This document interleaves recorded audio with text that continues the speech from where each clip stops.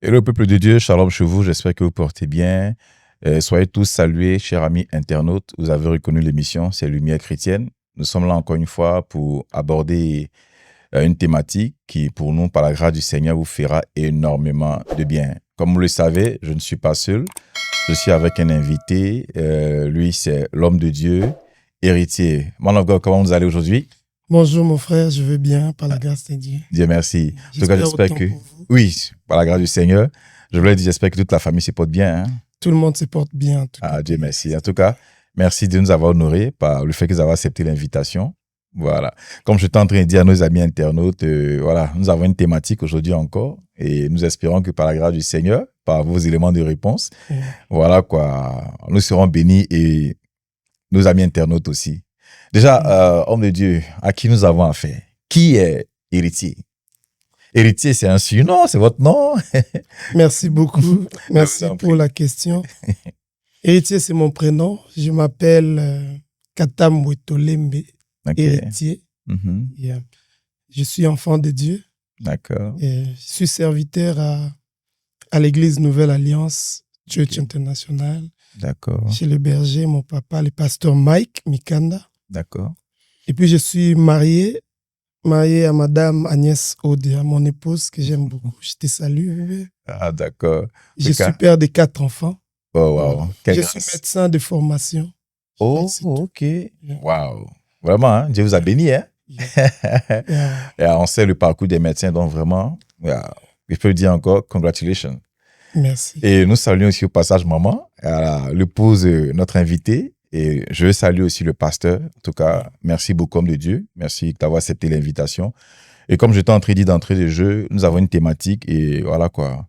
Nous espérons en tout cas que vos éléments de réponse nous fassent du bien, à nous aussi et à nos amis internautes.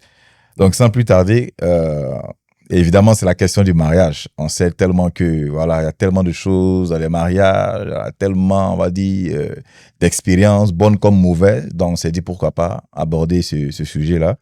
Et c'est comment un mari peut-il honorer sa femme selon la Bible? Voilà, selon la Bible, parce que nous sommes des chrétiens. Donc, voilà quoi. Donc, Jérôme de Dieu, que signifie honorer sa femme dans la vie quotidienne?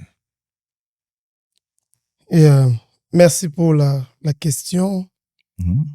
Alors, je n'irai vraiment pas dans la littérature pour expliquer ce que signifie honorer sa femme parce que je trouve que souvent, quand nous restons trop dans la littérature, nous ne saisissons vraiment pas ça en pratique. D'accord. C'est que... Mais je vais m'appuyer sur la Bible parce que l'exemple et les modèles que nous avons, c'est Christ. Amen. Et Christ, lui, que nous considérons comme l'époux, et l'Église est considérée comme l'épouse. D'accord. Quand on voit ce que l'apôtre Paul a dit dans Éphésiens, il dit « Marie, aimez vos femmes comme Christ a aimé l'Église jusqu'à se sacrifier lui-même. » Alors, pour moi, honorer sa femme, c'est d'abord l'aimer comme Christ le veut. Bien sûr, il y a plusieurs facettes. C'est-à-dire, quand on aime quelqu'un, on est là dispo pour l'écouter. On est là dispo pour faire des sacrifices pour elle. Et on est là pour l'accompagner. Et c'est ça, honorer la femme. Il n'y a pas que seulement la parole, il y a aussi les actes. Comment vous parlez à votre femme. Donc, il y a beaucoup de choses qui rentrent en ligne de compte. Il y a beaucoup de choses à dire. Donc, d'entrée de jeu, je vais seulement dire que c'est la meilleure façon d'honorer sa femme, c'est de l'aimer comme Christ le veut. D'accord. En tout cas, merci, homme de Dieu.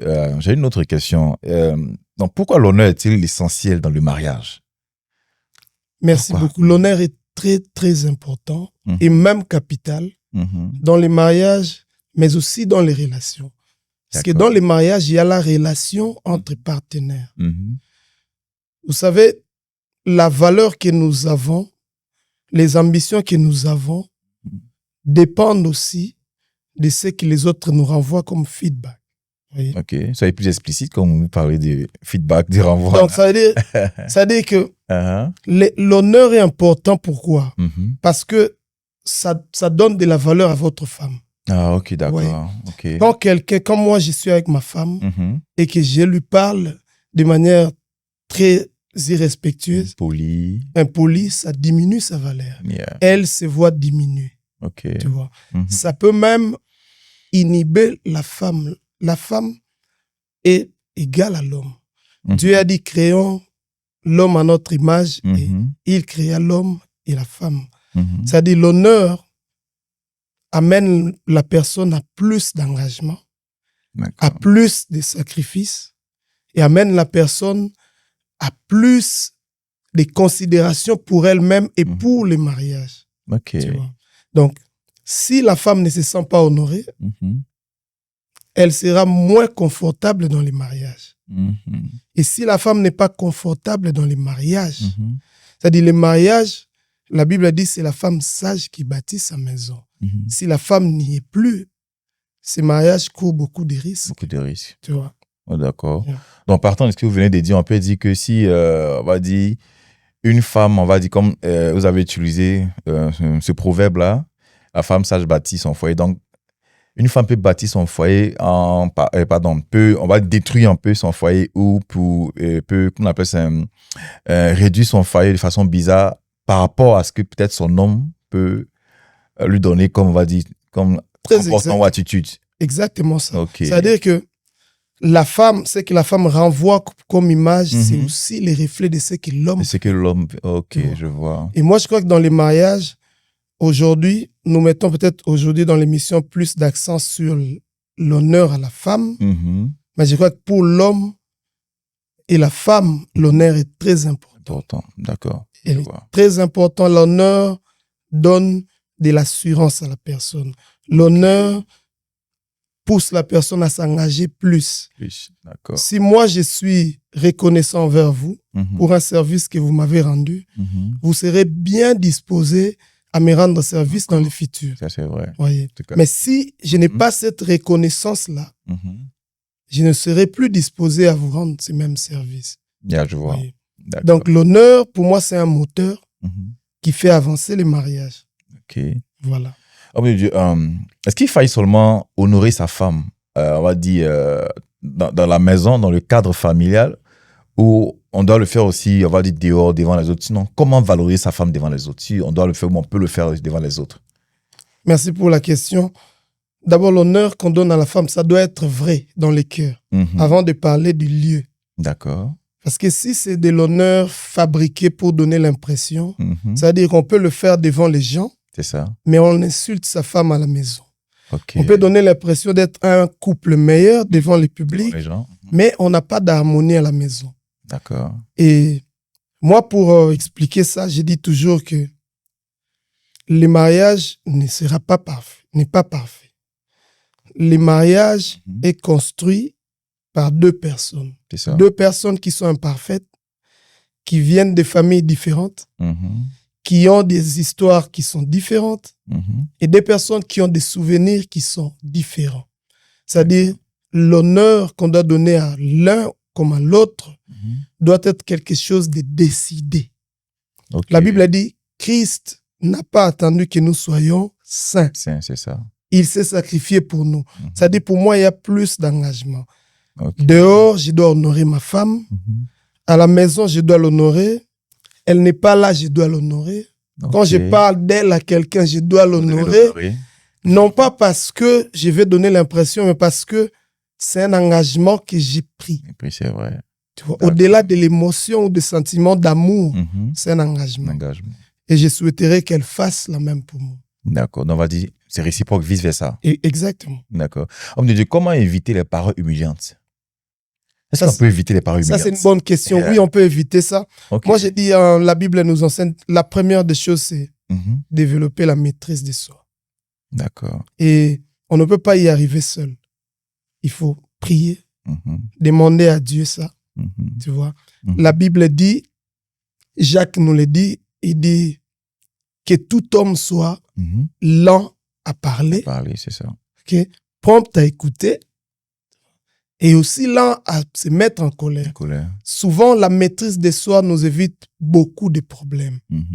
Parce que vous pouvez être lésé par quelque chose que votre partenaire a fait, mais vous n'êtes pas obligé de réagir sous l'émotion. Parce que la personne qui a commis commis cette erreur, c'est la personne que vous aimez le plus. C'est ça. Vous n'avez pas besoin de faire ce que lui vous a fait. OK. Donc, la première des choses, c'est la maîtrise.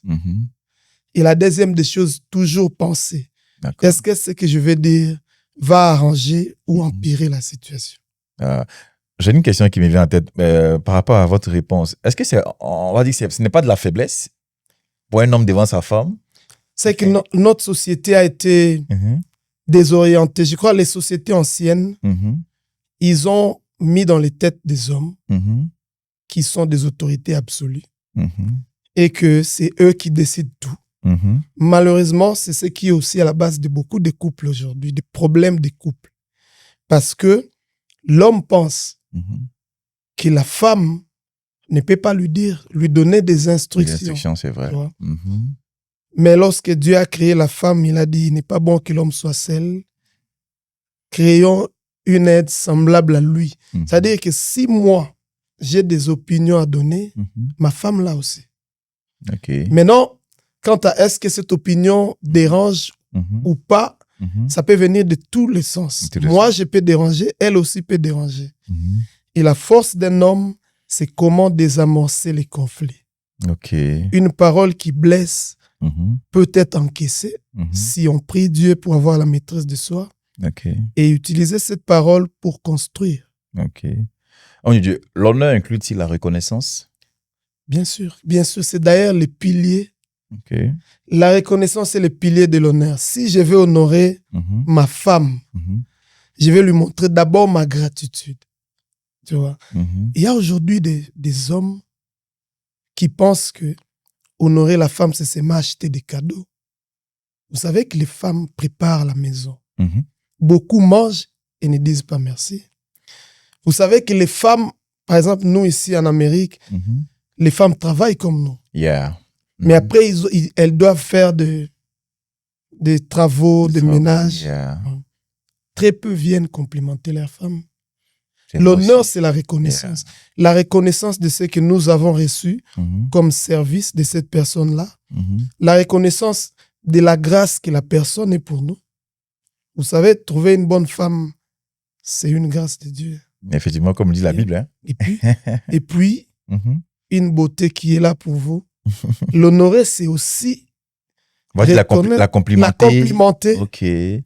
L'honorer, c'est lui dire combien elle a de la valeur à vos yeux. OK. Je ne dis pas de ne pas donner des cadeaux, mais parfois, toutes ces petites choses-là construisent plus que les cadeaux. Ça compte beaucoup en tout cas. Yes. OK. Donc, l'honneur et la reconnaissance vont de pair. J'allais dire comment honorer sa femme, mais je pense que vous avez répondu avec quelques éléments. Donc, on va dire comment honorer sa femme, on va dire des paroles aussi, voilà quoi, d'encouragement aussi. Les encouragements, OK. mais aussi l'écoute attentive. Parce que les femmes ont des choses à dire. Et la plupart des fois, nous n'écoutons pas les femmes parce que nous prétendons être ceux qui détiennent la vérité. La vérité, c'est ça. Ce qui est faux selon la Bible. Parce que la femme est là pour être notre conseillère. OK. Tu vois, moi, je donne toujours cette image. L'homme est le président de la République, la femme est la première ministre. Oh, OK. C'est-à-dire que l'homme définit la vision, mais celle qui applique la vision pour que ça devienne réel. C'est vraiment la femme. D'accord. Donc, l'écouter, c'est aussi l'honorer. Quand la femme sait que les problèmes que j'ai, si je parle à mon mari, il va m'écouter. D'accord. Ça l'honore. Elle a plus de confiance en elle-même. OK. Et ça l'empêche aussi d'ouvrir d'autres portes, donner l'accès au diable. Parce qu'aujourd'hui, certaines femmes, parce qu'elles ne sont pas écoutées par leur mari, prêtent leurs oreilles à d'autres personnes. Ce qui est un danger pour les couples. Ça, c'est vrai. C'est vrai. J'allais demander ou dire même, est-ce que c'est pas aussi une mauvaise interprétation, les hommes, quand la Bible dit que l'homme est le chef de la famille?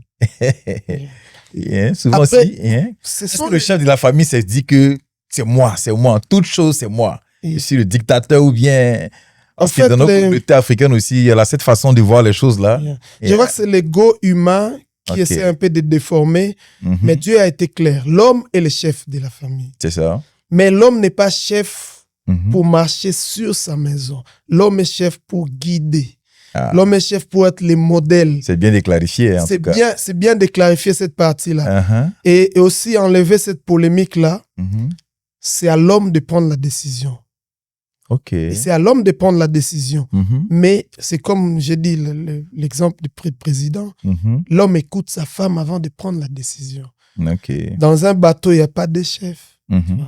Yeah. Mais on n'est pas chef pour marcher sur sa femme. Yeah, pour dominer sur l'autre. On est chef pour être berger, prendre soin, Mhm. guider, Mhm. pourvoir aux besoins, encourager, D'accord. donner l'exemple. D'accord.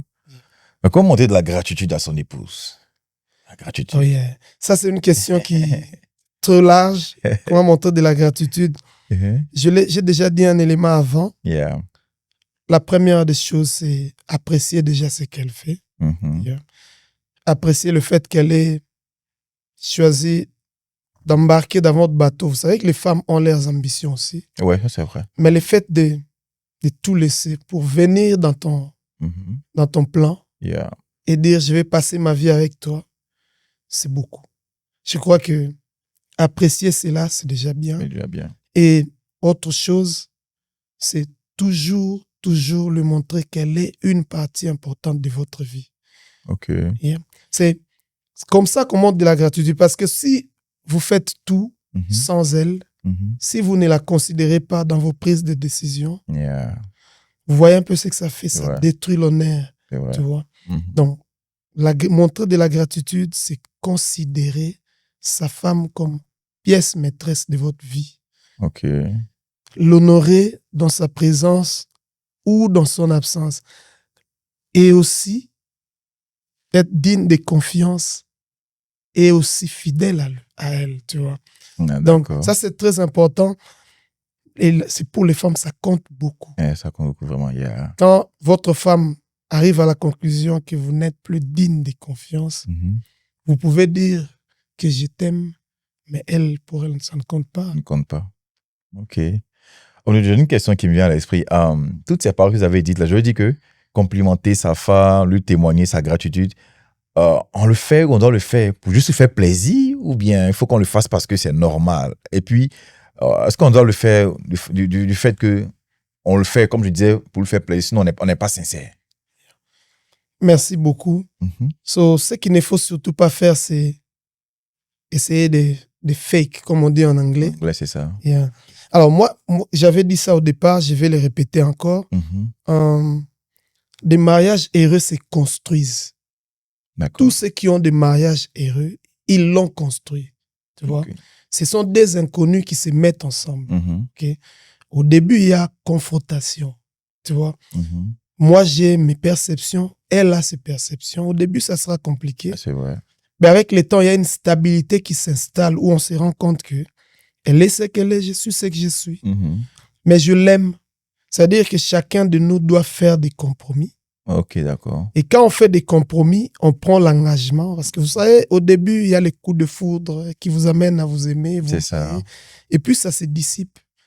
Les masques tombent. Mhm. Tu vois maintenant les héritiers qui a aussi ses faiblesses. C'est faiblesse, Tu vois c'est aussi ça. Agnès qui a ses faiblesses. Tu vois. Et on doit composer avec. Et qu'est-ce qui prime? C'est ce que Jésus nous recommande. Aimer. Aimer. Aimer avec tout son cœur. Malgré tout. Et pour moi, l'amour, le vrai, c'est les sacrifices. Ok. C'est-à-dire, si tu es capable d'aimer quelqu'un quand tout va bien, c'est déjà bon. Mhm. Mais il faut te tester. Est-ce que tu es capable de l'aimer quand tout va mal? Tu vois.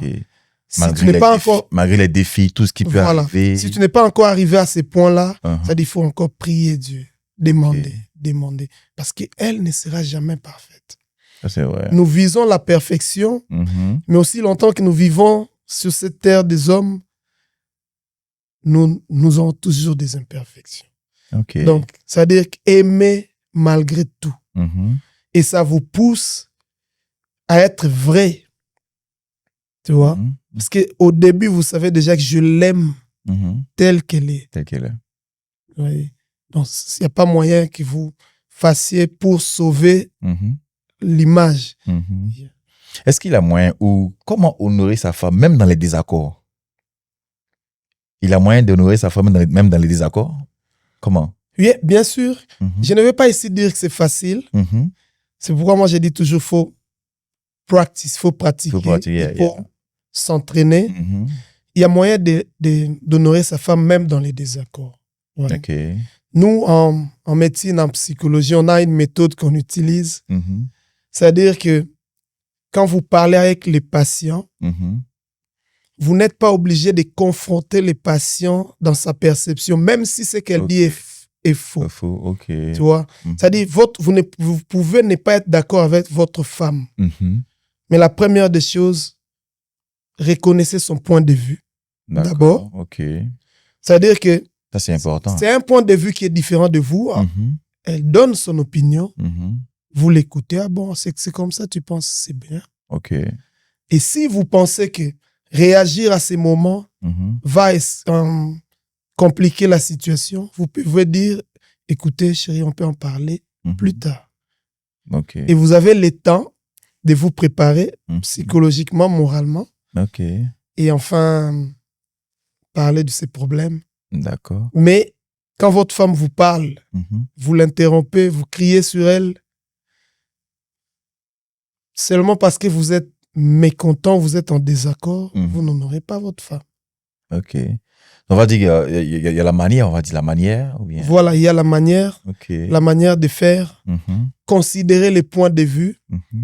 et vous pouvez reprendre ces points de vue Mhm. et après relever des points qui ne sont pas bons Mhm. dans cet avis-là. OK. Essayez de discuter ça. Discuter.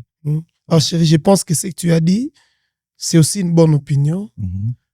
mais voilà, on peut faire ceci. Ici, Au moins, elle sera contente que vous ayez reçu d'abord son opinion Mhm. et après maintenant aller dans la discussion. Donc, c'est aussi ça la communication, en fait. C'est en fait ça la Quand on parle de communication. communication. Écoutez pour comprendre les points de vue de votre femme OK. et de là, voir comment vous pouvez avancer ensemble. D'accord. Et je crois que tout ce qu'on dit, ça vaut aussi pour les femmes. Hein. Mhm. J'avais demandé ça aussi. Hein. Est-ce que c'est l'homme seulement? C'est attribué seulement à l'homme? Bon, l'émission est plus consacrée à l'homme. Ça, c'est vrai. Mais ce que j'ai dit, c'est tous les deux, quoi. L'engagement, les sacrifices, c'est pour tous les deux. Tous les deux, d'accord. C'est tous les deux qui se mettent ensemble pour rendre le mariage un endroit agréable. D'accord. Je vais demander pourquoi. Est-ce que Dieu bénit un mari qui honore sa femme? Ou comment Dieu bénit un mari qui honore sa femme? Bien sûr que Dieu ne peut que bénir un mari qui honore sa femme. Pourquoi Dieu bénit-il un homme qui honore sa femme? Déjà parce que l'homme qui honore sa femme obéit au commandement de Dieu. Ça, c'est vrai. Et deuxièmement, l'homme qui honore sa femme fait preuve d'un bon berger, d'un bon leader. Tu vois? Dieu ne nous bénit pas seulement pour nous. Il nous bénit pour que nous soyons une bénédiction pour les autres aussi. C'est-à-dire que quand il vous donne une femme et que vous l'honorez, Dieu dit que s'il vous donne plus, vous allez honorer non seulement votre femme, mais aussi d'autres personnes autour de vous. OK. Voyez. D'accord. Je crois que Dieu bénit et un mariage comme ça, il y aura la paix, il y aura l'harmonie. Malgré les challenges, vous serez toujours heureux ensemble. OK. Homme de Dieu, l'honneur renforce-t-il la confiance dans le couple? Est-ce que l'honneur renforce la confiance dans le couple? Bien sûr que oui. L'honneur pousse quelqu'un à faire davantage. Okay. Et c'est pourquoi, même dans les méthodes d'éducation, surtout on utilise ça plus en psychologie, il y a ce système de reward, ça veut dire gratification. Okay. Quand quelqu'un fait quelque chose de bien et que vous reconnaissez ça, tu vois, ça pousse la personne à faire davantage cela. Okay. Et donc, si vous honorez votre femme, de facto, vous devenez la personne de confiance de votre femme. Parce qu'elle sait au moins, quand j'ai des soucis, quand j'ai à dire, il est toujours là pour m'écouter. Donc, elle peut se confier à vous facilement. Voilà. Okay. Et il m'écoute sans me juger. Il comprend mon opinion avant de m'orienter. Et donc, du coup, toute sa confiance, elle placera en vous. D'accord.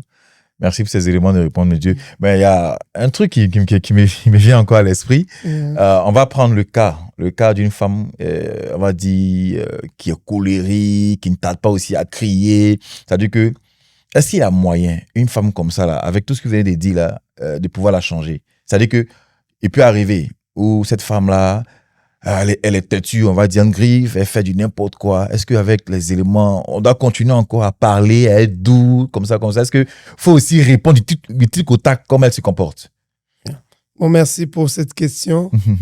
C'est une question un peu difficile, mais je vais revenir en amont pour, tu vois, pour le mariage déjà, avant d'entrer dans les mariages, il y a une période de choix. Je crois que cette question-là, l'idéal serait de régler ça avant de se marier. Ça veut dire que c'est Dieu qui change les hommes. Okay? C'est pas un homme qui change notre homme. On peut bien, c'est comme nous prêchons, mais c'est l'Esprit de Dieu qui touche pour convaincre. C'est ça.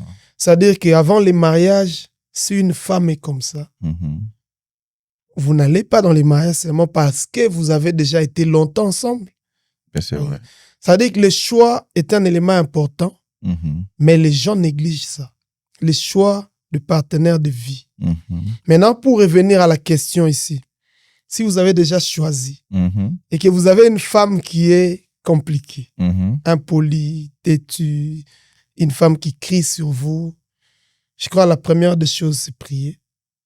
Prier pour elle. Et là encore, je vais dire que ce n'est pas parce qu'on prie aujourd'hui que ça change aujourd'hui. Il faut prier, être tolérant, et aussi montrer un autre modèle. Beaucoup de gens aussi sont ce qu'ils sont parce qu'ils ont été exposés à des modèles comme ça. C'est-à-dire que si la femme, elle est habituée à crier, qu'elle est en face d'un homme qui encaisse et n'écrit pas, et qui parle, qui éduque d'une autre manière, et qui prie aussi, ça peut amener au changement. Mais c'est vraiment cette question-là.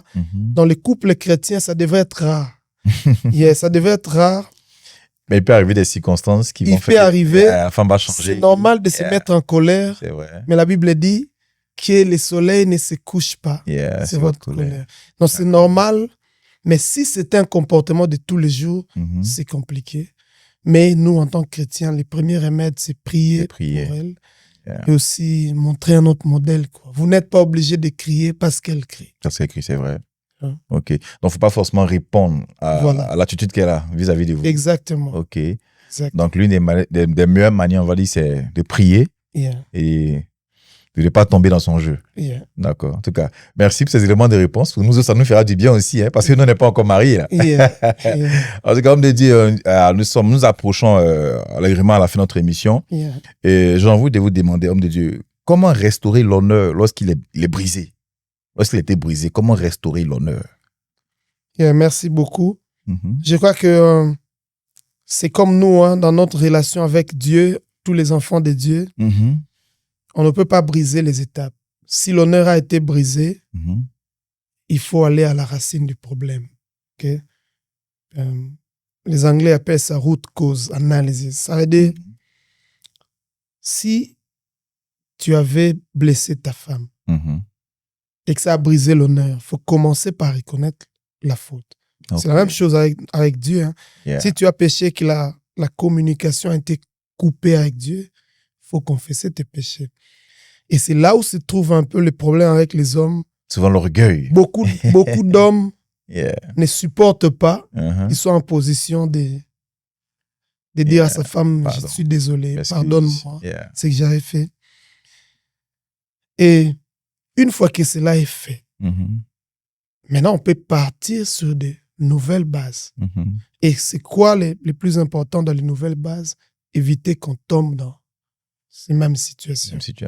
Tu vois? Je crois qu'on ne peut pas sauter cette étape. Il y a des hommes il a humilié sa femme et puis il amène un cadeau pensant que l'affaire est résolue. Non. L'affaire est peut-être couverte pour un temps, mais ce n'est pas résolu. C'est superficiel en fait. Voilà. La résolution du problème, c'est reconnaître les mal qu'on a fait. C'est ça. Et puis, construire de nouvelles bases pour éviter que cela n'arrive.